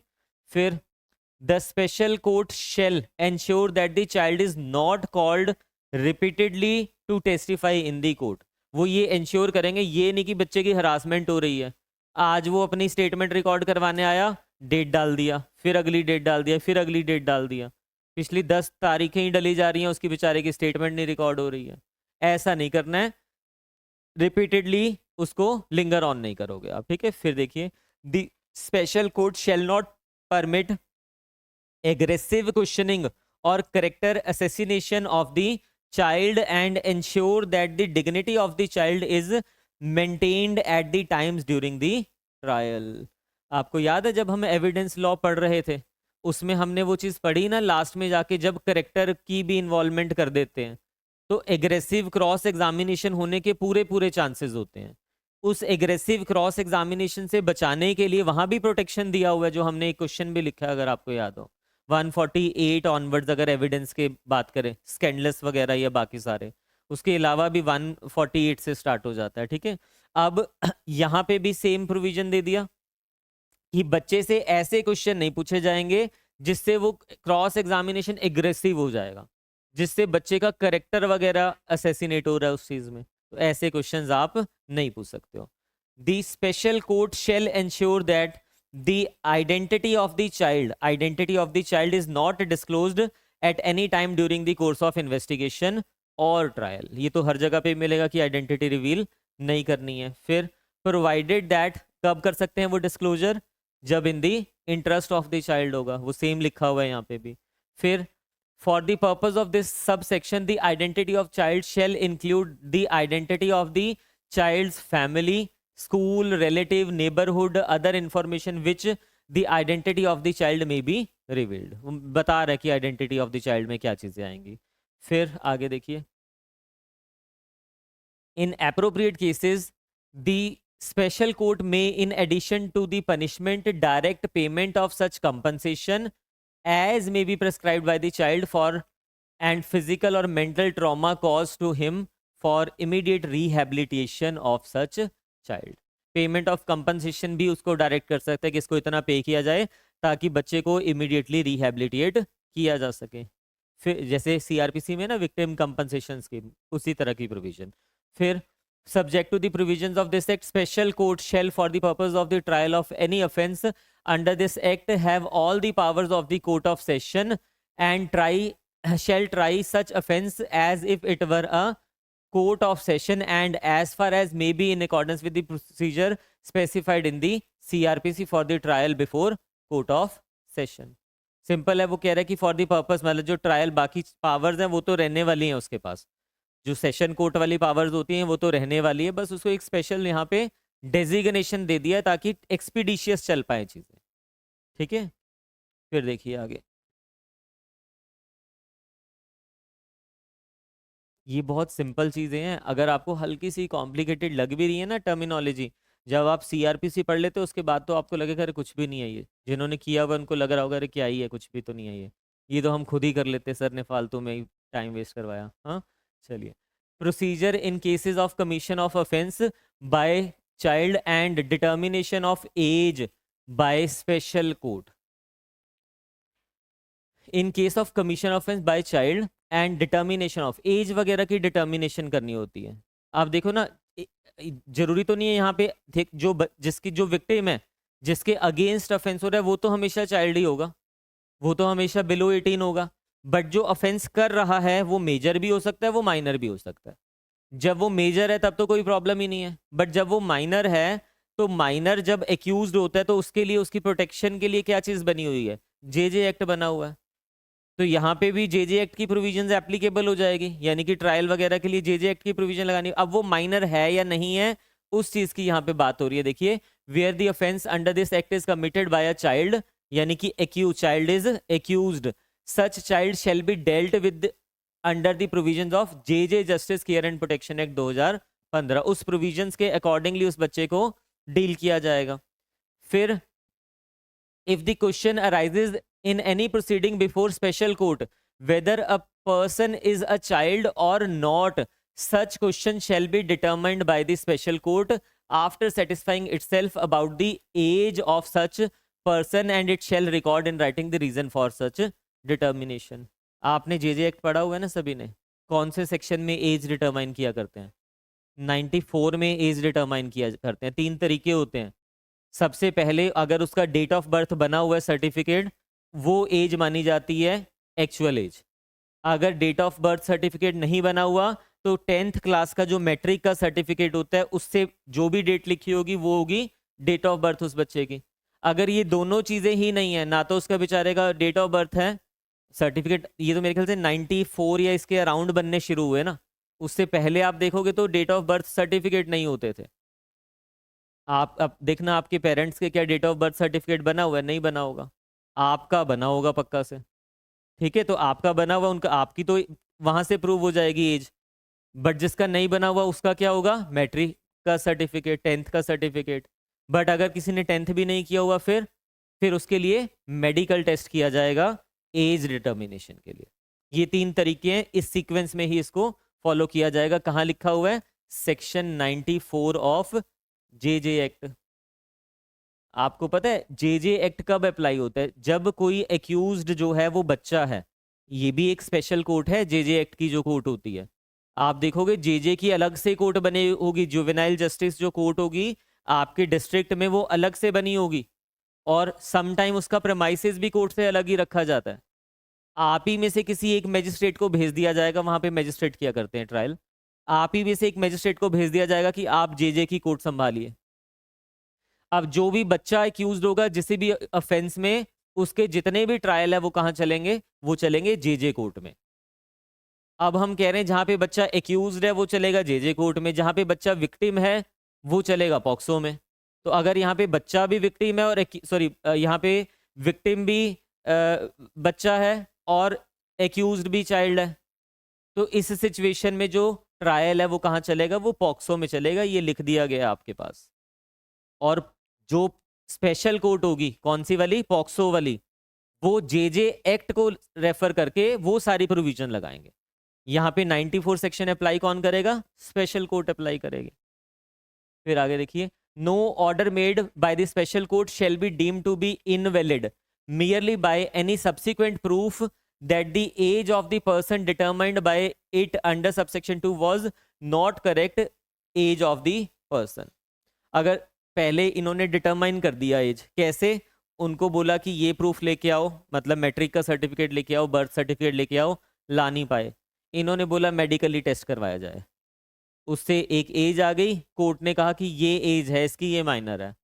अब वो पता नहीं कहाँ से ढूंढ के अपना मैट्रिक का सर्टिफिकेट ले आता है या कोई और डॉक्यूमेंट ले आता है। तो जब कोर्ट ने एक बार डिक्लेयर कर दिया, उस समय आप प्रोड्यूस नहीं कर पाए थे वो डॉक्यूमेंट्स वगैरह। अब कोर्ट ने जो भी किया है, no order made by the special court shall be deem to be invalid, सिर्फ इस ग्राउंड पे कि सब्सिक्वेंटली आप उस चीज का प्रूफ लेके आ रहे हो, वो इनवैलिड नहीं हो जाएगा, वो एस्टैब्लिश हो गई है चीजें। ठीक है, आगे देखिए। ये इंपॉर्टेंट है, स्टार बना लेना, ठीक है। और ये भी पूछा जा सकता है कि अगर जे दोनों ही बच्चा भी सॉरी एक्यूज्ड भी चाइल्ड है और विक्टिम भी चाइल्ड है, तो ऑफेंस कहाँ चलेगा, तो पॉक्सो में चलेगा, स्पेशल कोर्ट के सामने। Period for recording of evidence of child and disposal of case, very important for prelims, याद रख लेना। 30 दिन के अंदर लिखा हुआ the evidence of the child shall be recorded within a period of 30 days of the special court taking cognizance of the offense, जब उसने cognizance लिया उस दिन से लेके 30 दिन के अंदर उसका एविडेंस रिकॉर्ड करना है। एंड रीजंस फॉर डिले, अगर डिले होता है तो बताना पड़ेगा। If any shall be recorded by the special court.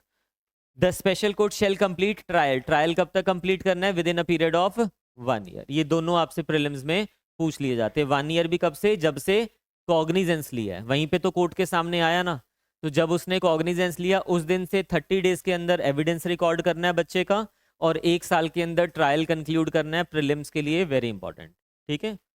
आगे देखिए, child not to see accused at the time of testifying. Testifying क्या होता है, टेस्टिफाई करना। टेस्टिफाई का मतलब बयान देना, विटनेस, यानी कि जब आप गवाही दे रहे हो कोर्ट में जाके। थोड़ा सा टाइम ऊपर हो गया, चलने दें या क्या करें बताओ, खत्म ही ना कर दें इसको, 15 मिनट और लगें, क्योंकि आगे वाले सेक्शन फास्ट जैसे अभी हो रहे हैं ना, फास्ट फास्ट, उसमें हो जाएगा। खत्म ही कर देते हैं ना, क्यों इसको लिंगर ऑन करना। देखो ध्यान से, टेस्टिफाई करने का मतलब कोर्ट में जाके बयान देना, गवाही देना। Child not to see accused at the time of testifying, जब वो कोर्ट में जाके गवाही दे रहा है ना वो बच्चा, उस समय एक्यूज उसके सामने नहीं होना चाहिए। वो एक्यूज को ऐसे नहीं कि एक्यूज भी वहीं खड़ा है, क्योंकि जितने भी बयान होते हैं ना क्रिमिनल ट्रायल में, हमने सीआरपीसी में पढ़ा हुआ है अगर आपको याद हो, वो एक्यूज की प्रेजेंस में होते हैं, उसकी एब्सेंस में नहीं लिए जा सकते। तो जब बच्चा यहाँ पे टेस्टिफाई कर रहा है, गवाही दे रहा है, उस समय एक्यूज की प्रेजेंस यहाँ पे, मतलब प्रेजेंस की बात नहीं कर रहा, वो कह रहा है बच्चा उसको देख ना पाए बस। तो उसके लिए प्रोविजन क्या बनाई है यहाँ पे, the special court shell ensure that child is not exposed in any way to the accused at the time of recording of the evidence, while at the same time ensuring that the accused is in a position to hear the statement of the child and communicate with the advocate। दोनों के rights में balance create किया जा रहा है। कहता है बच्चे को डर ना लगे, एक्यूज को सामना खड़ा कर दोगे वो तो डरेगा ही, वो तो बच्चा है, वैसे ही इमेच्योर है अभी। तो एक्यूज का भी राइट है कि जितने भी एविडेंस रिकॉर्ड हो रहे हैं उसकी प्रेजेंस में होने चाहिए। तो वो कहते हैं इनको कन्फ्रंट मत करो, बस ऐसे रखो कि एक्यूज सुन ले वो क्या कह रहा है, और बच्चा उसको देख भी ना पाए कि एक्यूज वहां पे है। उसके लिए क्या किया जा सकता है, for the purpose of subsection 1 special court may record the statement of child through video conferencing. अब बच्चा अगर वीडियो कॉन्फ्रेंसिंग में एक्यूज वहां खड़ा भी हुआ तो नहीं दिख रहा ना उसको, सिर्फ जस्सा भी नजर आ रहे हैं। या फिर और by utilising single visible mirror और कर्टेन्स और एनी अदर डिवाइस, पर्दे लगा दिए, एक्यूज को पीछे खड़ा कर दिया कि वो देख ना पाए वहां पे। या किसी भी और तरह से भी किया जा सकता है कि बस वो कन्फ्रंट भी ना हो और दोनों के राइट्स भी इंटेक्ट रहे।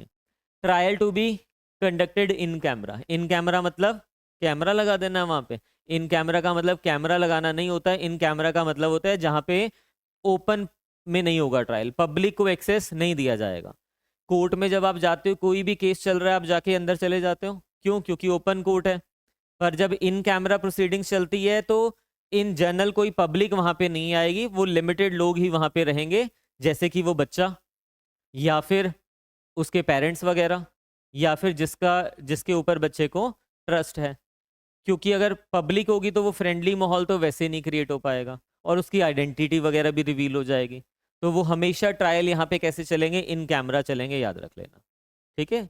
The special court shall try cases in camera, इन लिख लेना वहां पे बेयर में, अगर नहीं पता याद रहेगा। इन कैमरा का मतलब होता है where general public is not granted access, hiddenly चल रहे हैं, सीक्रेट चल रहे, मतलब हाँ कॉन्फिडेंशियल रखा जा रहा है चीजों को। And in the presence of the parents of the child और एनी अदर पर्सन, ट्रस्ट और कॉन्फिडेंस, उनकी प्रेजेंस में तो चलेगा बट इन कैमरा चलेगा। Provided that where the special court is of opinion that the child needs to be examined at a place other than the court, it shall proceed to issue the commission in accordance with the provisions of the section of this CRPC। जब किसी के, देखो witness को record करना है, statement record करनी है court में, दो तरीके होते हैं, वो विटनेस कोर्ट में आ रहा है, मैजिस्ट्रेट साहब ने उसकी स्टेटमेंट रिकॉर्ड कर लिया। दूसरा, वो विटनेस कोर्ट में नहीं आ सकता, तो हम क्या करते हैं वहां पे कमीशन इशू कर देते। कमीशन मतलब एक पर्सन को अपॉइंट करेंगे, वो जाएगा कोर्ट के बिहाफ पे, उसके सारे एविडेंस को रिकॉर्ड करके लाएगा और कोर्ट को दे देगा। तो ऐसा कुछ भी किया जा सकता है, वो यहाँ पे लिख रहे हैं। ठीक है, फिर आगे देखिए, assistance of interpreter expert while recording evidence of the child. अगर बच्चे का वो समझ नहीं आ रहा कि क्या कहना चाह रहा है या क्या नहीं, तो उस सिचुएशन में इंटरप्रेटर और एक्सपर्ट को भी लिया जा सकता है। और अगर वो मेंटली या फिर फिजिकली डिसेबल है, तो उस केस में हम स्पेशल एजुकेटर को भी वहां पे ले सकते हैं। वो सारी सेम सिचुएशन है जो ऊपर हमने पढ़ी थी। ठीक है, यहां तक आगे देखिए, लास्ट टॉपिक है ये, miscellaneous guidelines for child to take assistance of expert etcetera. अब ये बच्चे के लिए कुछ गाइडलाइंस हैं अगर उसको एक्सपर्ट की असिस्टेंस चाहिए वहां पे। Subject to the rules as made may be made by in this behalf by the state government shall prepare guidelines for use of non governmental organisation, professionals, experts और persons having knowledge of psychology, social work, physical health, mental health and child development to be associated with the pre-trial and trial stage to assist the child। इनकी help ली जा सकती है ताकि बच्चे के साथ वो फ्रेंडली माहौल क्रिएट किया जा सके। ठीक है, क्या कह रहा है, कौन बनाएगा गाइडलाइंस? State government. तो स्टेट गवर्नमेंट चाहे तो ऐसी कोई गाइडलाइंस बना सकती है कि बच्चे का जब ट्रायल चल रहा है या प्री ट्रायल स्टेज चल रही है, तो ये लोगों की बच्चा हेल्प ले सकता है, असिस्टेंस ले सकता है। जैसे हम कहते हैं ना, काउंसलिंग सेशन चल रहे हैं, बच्चे की काउंसलिंग की जा रही है कि बच्चा मेंटली वो थोड़ा ठीक हो पाए, क्योंकि जिस बच्चे के साथ ऐसा अगर ऑफेंस हो रहा है तो वो तो मेंटल ट्रॉमा से गुजर रहा है, तो इनकी असिस्टेंस ली जा सकती है। ये लिखा हुआ है सिर्फ, आगे देखिए, कोई बहुत इंपॉर्टेंट नहीं है। Right of child to take assistance of legal practitioner. Legal practitioner मतलब उसको वकील प्रोवाइड करवाया जाएगा। फ्री लीगल एड हमने पढ़ा हुआ है ना सीआरपीसी में, वही उसी चीज की बात हो रही है। क्या लिखा हुआ है? Subject to the provisions of 301 of CRPC, the family or guardian of the child shall be entitled to the assistance of legal counsel of their choice for any offense under this act। तो अपने मर्जी का जो भी council है, subject to the provision 301 में provision दिया है उसके अकॉर्डिंगली वो अपनी मर्जी का काउंसिल कर सकते हैं। और अगर provided that if the family और guardian of the child are unable to afford legal counsel, अगर वो अपनी मर्जी का काउंसिल अपॉइंट नहीं कर सकते, पैसे नहीं है, तब उनको क्या दिया जाएगा? लीगल सर्विस अथॉरिटी उनको फ्री में लीगल एड प्रोवाइड करेगी। ये सीआरपीसी में भी सेम ही सिचुएशन होती है। मतलब यहाँ पे दो चीजें आपको दी है कि पहला तो उनका राइट है कि अपनी मर्जी का काउंसिल एंगेज कर पाए वहां पे, बट अगर पैसे नहीं है काउंसिल एंगेज करने के लिए, ऐसी सिचुएशन भी हो सकती है, तो लीगल सर्विस अथॉरिटी एक्ट के अंदर जो स्टेट है उनको फ्री लीगल एड देगी, यानी कि लॉयर प्रोवाइड करेगी। ठीक है, फिर आगे देखिए, provisions of section 3 to 13 not to apply in certain cases. जो 3 से 13 वाली प्रोविजन थी ना, जहां पे ऑफेंसेस और पनिशमेंट दिया था, वो इन केसेस में अप्लाई नहीं होंगे। कौन से? The provision of 3 to 13 both inclusive shall not apply in the cases of medical examination, medical treatment of the child when such medical examination, medical treatment is undertaken with the consent of his parents और guardian. क्या section 3 में क्या लिखा हुआ था कि अगर हम किसी ऑब्जेक्ट को भी बच्चे के साथ ऐसा कुछ कर रहे हैं ऑब्जेक्ट के साथ, तब भी तो वो पेनिट्रेटिव सेक्सुअल असॉल्ट में माना जाएगा। बट अगर वो चीज हम कर रहे हैं किसी मेडिकल एग्जामिनेशन के लिए, मेडिकल ट्रीटमेंट के लिए, उस बच्चे के लिए, कौन कर रहा है? डॉक्टर कर रहा है, तो फिर वो ऑफेंस नहीं माना जाएगा। ठीक है, फिर तो वो उसके बच्चे के प्रोटेक्शन के लिए कर रहे हैं और उसके पेरेंट्स और गार्डियन की कंसेंट के साथ किया जा रहा है। फिर ये याद रख लेना प्रीलिम्स के लिए, ऑल्टरनेटिव पनिशमेंट, ये मैं आपको बता चुका हूँ, ध्यान से देखिए। वेयर एन एक्ट और omission constitute an offence punishable under this act and also under this. ये कौन से एक्ट हैं? ये सेक्सुअल ऑफेंसेस, यानी कि ऑफेंसेस अगेंस्ट फीमेल है। आईपीसी में जितने भी सेक्शन है, रेप के सेक्शन हो गए, सेक्सुअल हरासमेंट हो गया, स्टॉकिंग हो गया, वो वॉयरिज्म वगैरह, वो सारे sexual offences against the female है। तो ये भी कमिट हो रहा है और ये भी कमिट हो रहा है, या फिर आईटी एक्ट में ये भी सेक्सुअल ऑफेंस ही है। दोनों अगर वो लग रहे हैं, then notwithstanding anything contained in any law for the time being in force, the offender found guilty of such offence shall be liable to punishment only under this act और under IPC as provides for punishment which is greater in degree, जिसकी ज्यादा होगी। हमने वो गया प्रसाद वाला case लिखा हुआ है इसके ऊपर, लिखा था ना उस दिन हमने, गया प्रसाद वर्सेस स्टेट लिखा हुआ था, लिख लेना उसको यहाँ पे भी दोबारा से।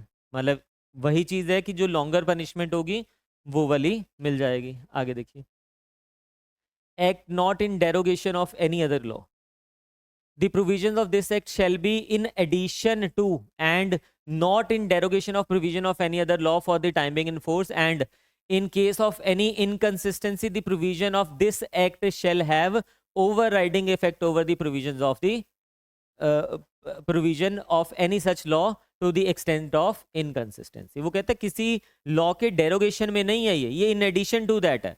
अगर कोई ऑफेंस रेप भी बन रहा है और यहाँ पे भी ऑफेंस बन रहा है तो ये इन एडिशन टू दैट माना जा रहा है, हम उसको डेरोगेटरी नहीं कर रहे हैं यहाँ पे, इनकंसिस्टेंट विद दैट नहीं है। बट जहां पे वो इनकंसिस्टेंट होता है दूसरी प्रोविजन के साथ किसी और लॉ की, तो ये वाली प्रोविजन प्रिवेल कर जाएगी उसके ऊपर। ठीक है, फिर देखिए public awareness about the act, central government की ड्यूटी है टाइम एंड अगेन क्या करें, मीडिया के थ्रू, एडवर्टाइजमेंट के थ्रू अवेयरनेस लाई जाए कि ये एक्ट में बच्चों की प्रोटेक्शन के लिए हमने राइट्स दिए हुए हैं। बस यहाँ पे याद रख लेना पब्लिक अवेयरनेस कौन से सेक्शन में दिया हुआ है और कौन करवाएगा, क्योंकि बाकी जितनी भी है ना वो देखो स्टेट गवर्नमेंट कर रही थी ऊपर, जो भी चीजें अपॉइंटमेंट वगैरह हो रही है वो स्टेट गवर्नमेंट कर रही है वहां पे, बट एक्ट तो सेंट्रल है ना, तो अवेयरनेस के लिए कौन कर रहा है, state government and sorry central government and every state government shall take all the measure, दोनों कॉम्बिनेशन से लेंगे। उसमें सेंट्रल गवर्नमेंट नहीं था, स्टेट गवर्नमेंट था, यहाँ पे दोनों आ रहे हैं, यानी कि स्टेट तो है ही है, सेंट्रल इन एडिशन आ गया। ठीक है, all the provision of this act given wide publicity, कैसे, मीडिया से, इंक्लूडिंग टेलीविजन, रेडियो, प्रिंट, मतलब किसी भी तरह के मीडिया प्लेटफॉर्म है उससे इसको एडवर्टाइज किया जाएगा। फिर the officers of the central government and state government and other concerned persons are imparted periodic training on the matter, training वगैरह के लिए भी प्रोविजंस बनाई जाएगी। ठीक है, फिर आगे देखिए monitoring of implementation of act, अब ये एक्ट की प्रोविजन को क्या कर दिया, इम्प्लीमेंट कर दिया, इसको मॉनिटर भी तो करना पड़ेगा कि ये सही से कर रहे हैं, क्या इफेक्टिव है भी है या नहीं है। उसके लिए कह रहा है national commission for protection of child rights constituted under section 3 और as the case may be the state commission for the protection of rights under section 17 of the commission of protection of child right, 2005 वाला जो child right वाला act है ना, उसमें ये दो authorities constitute की गई हैं, उन्हीं की ड्यूटी लगा दी यहाँ पे, shall in addition to the function assign to them under that act, जो 2005 वाला एक्ट है उसके अलावा इन एडिशन टू दैट वो क्या करेगी, also monitor the implementation of the provisions of this act in such manner as may be prescribed. अब implementation of में क्या क्या चीजें वो देखेगी, क्या प्रॉपर इसकी पब्लिकेशन हो रही है, क्या ऑफेंसेस को रिकॉर्ड किया जा रहा है, क्या जो प्रोविजंस यहाँ पे दिया गई है उसको फॉलो किया जा रहा है या नहीं किया जा रहा। ये याद रख लेना, दोनों नाम 2005 के एक्ट में इस अथॉरिटी को अपॉइंट किया जाता है, इस एक्ट में नहीं है, बट उनको in addition to that act ये एक्स्ट्रा ड्यूटीज यहाँ पे दी जा रही हैं। द नेशनल कमीशन और as the case may be the state commission refer to in subsection 1 shall while inquiring into any matter relating to the offence under this act have the same powers as are vested in under the commission of, यानी कि 2005 वाले उसमें जो उनको powers दी गई हैं वो same powers यहाँ पे भी उसके पास आ जाएगी। फिर द नेशनल कमीशन और as the case may be state commission refer to in subsection 1 shall also include its activities under this act in the annual report refer to in section 16 of that act। 2005 के उसमें section 16 में क्या दिया हुआ है, annual report, कि क्या करा इन्होंने पूरे साल में, क्या क्या उसकी एनफोर्समेंट के लिए प्रॉपर हो रहा है या नहीं हो रहा है। वो एनुअल रिपोर्ट जैसे ऑडिट होता है ना कंपनीज का, एनुअली पूरा उसका बताया जाता है कि क्या प्रॉफिट हुआ, क्या लॉस हुआ, ऐसे ही ये भी क्या करेंगे, एनुअल रिपोर्ट वहां पे पेश करेंगे। ठीक है, फिर powers to make rule, very important. अभी तक हम स्टेट गवर्नमेंट पढ़ रहे थे पहले, फिर हमने स्टेट प्लस सेंट्रल गवर्नमेंट कर दिया, बट रूल मेकिंग पावर किसके पास है, central government. Notification in official gazette में रूल, कैसे रूल बनाएगी, हमने अभी पढ़ा था ना पहले कि अगर वो स्पेशल एजुकेटर, इंटरप्रेटर की रिक्वायरमेंट है तो फीस पे करने के बाद अपॉइंट किया जा सकता है। फीस होगी कितनी, वो रूल्स कौन बनाएगा, सेंट्रल गवर्नमेंट बनाएगी, ये लिखा हुआ है देखिए। In particular without prejudice to the generality of foregoing powers such rules may provide for all और any of the following matters, namely कैसे rules, manner of deleting destroying report, जो हमने सेक्शन 15 में पढ़ा था ना, डिलीट कर देना है, तो किस तरह से उसको डिलीट किया जाएगा उसके लिए मैनर प्रोवाइड कर सकती है रूल्स बना के, ठीक है। फिर मैनर ऑफ रिपोर्टिंग पोर्नो, अब यहाँ पे ये भी पढ़ा था कि रिपोर्ट करना है पोर्नोग्राफिक मटेरियल को, तो उसको उसकी क्या मैनर है, कैसे किया जाएगा, वो लिख दिया। Qualification, experience and age, fees payable, translator, interpreter, interpreter कौन होगा, कितनी क्वालिफिकेशन होगी, क्या फीस होगी, उसके रिगार्डिंग क्या किया जा सकता है, रूल बनाया जा सकता है। Care and protection and emergency medical treatment of the child, इसके लिए रूल्स बनाए जा सकते हैं। पेमेंट ऑफ कंपनसेशन, हमने पढ़ा था ना 33 सेक्शन में कि कंपनसेशन पे किया जाएगा बच्चे को, कितना कंपनसेशन या उसके लिए क्या रूल्स है वो बनाए जा सकते हैं। The manner of periodic monitoring of the provisions of the act, की इस एक्ट की जो ये लिखा है ना इससे ऊपर वाले सेक्शन में, वो 2 अथॉरिटीज मॉनिटरिंग कर रही थी, वो कब होनी चाहिए मॉनिटरिंग, पीरियोडिकली, कि हर क्वार्टर में होनी चाहिए, हर मंथली होनी चाहिए, या हाफ एनुअली कर लीजिए आप, उसके रिगार्डिंग ये रूल्स बना सकते हैं। फिर आगे देखिए, every rule made under this section shall be laid as soon as may be, अब देखो रूल बनाए किसने, सेंट्रल गवर्नमेंट ने, इंपॉर्टेंट है याद रख लेना, सेंट्रल गवर्नमेंट रूल बना रही है, किसके सामने रखे जाएंगे, before each house of parliament. अगर स्टेट गवर्नमेंट बनाती है तो लेजिस्लेटिव असेंबली के सामने रखे जाते हैं। अब यहाँ पे ईच हाउस का मतलब है लोकसभा एंड राज्यसभा, फिर वहां से उसको पास करवाया जाएगा, उसके बारे में यहाँ पे लिखा हुआ है, ठीक है। एक में नहीं हुआ तो दूसरे सेशन में उसको लेके आएंगे वो, ठीक है। बस आप इतना याद रखो, each house of parliament. Last देखिए, power to remove difficulties, if any difficulty arise giving effect to the provisions of this act, central government may by order published in the official gazette may make such provisions not inconsistent with the provisions of this act as may appear to it be necessary or expedient for the removal of the difficulty। 2012 में act आया, जैसे ही act आया वो कहते कि अगर इसके regarding कोई डिफिकल्टीज आ रही हैं, जब एक्ट लाई है ना पार्लियामेंट, उसकी इंटरप्रिटेशन अभी सही से कर पा रहे हैं नहीं कर पा रहे, या किसी उसमें क्या हो जाता है क्वेश्चन, वो सब्सटेंशियल क्वेश्चन बन जाता है वो, यानी कि वो डिबेटेबल क्वेश्चन बन जाता है, तो उसके लिए सेंट्रल गवर्नमेंट क्या कर सकती है, उस डिफिकल्टी के लिए रूल्स बना सकती है, रिमूव कर सकती है उस डिफिकल्टी को। बट ध्यान से देखना, provided no order shall be made under this section after the expiry of period of 2 years from the commencement of this act. 2012 में एक्ट आया, 2 साल के अंदर अंदर अगर कोई डिफिकल्टी आती है तो रिमूव कर सकती थी सेंट्रल गवर्नमेंट, वो 2 साल अब तो एक्सपायर हो चुके हैं, तो ये पीरियड याद रख लेना, जब एक्ट आया 2 साल के लिए डिफिकल्टी रिमूव करने की प्रोविजन दिया हुआ है। Every order made under this act shall be laid as soon as may be after it is made before each house of parliament. That's it, POCSO खत्म हो गया, मुबारक हो। ये वो स्केड्यूल आपको दिखा दिया हुआ है पहले, और ख़त्म, ठीक है। रिवाइज कर लेना अच्छे से राजस्थान के लिए विद सेक्शंस, होपफुली याद ही हो गए। प्रीलिम्स में तो एक भी क्वेश्चन गलत होने के चांसेस रह नहीं जाएंगे यहाँ से, जितनी डिटेल में हमने इसको कर लिया है। और मेंस में भी केसेस याद रखना वही रहेंगे, ठीक है, उसी के बेसिस पे रहेगा।